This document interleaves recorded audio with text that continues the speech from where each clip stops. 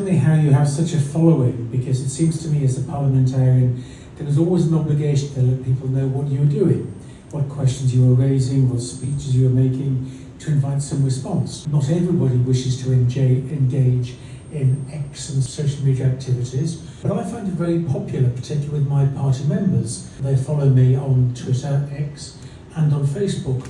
But how do you have such a big following? How do you use it? And how do you cultivate this following? All right, thank you for the question, Lord Christopher John Bernard. So first and foremost, welcome to Indonesia, Your Excellencies. We are very proud and honored to have you here in our house. So regarding to your question, social media, first of all, we have to know the market. So us here in Indonesia, we have 280 million people, and about more than 50% are millennials and Gen Zs.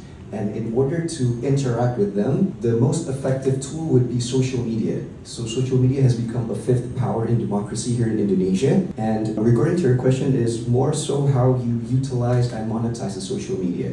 In here, I would say the top 3 social media would be X, Instagram, and TikTok. And each platform has a different approach. For example, X. When you talk about X, it's more towards a bubbled community filled with oppositions. So to approach that platform, you really need to have a strong sense of action, strong ideology, and it's really what you tweet or what you post on X. But when you ask me how I get such a huge following, well, the honest answer would be it was before I became an MP. So I was an actor. I was very active in the creative industry, and I'm also an influencer on social media. So I learned how to really monetize and utilize each platform effectively. But now, because I'm an MP, like what Ms. Rahayu mentioned earlier, she said it all. So basically, social media has become a tool for us to really, engage with the audience and also boost our voice. So sometimes, as an MP, we can only reach an X amount of audience, but with our following, with our social media, we can really reach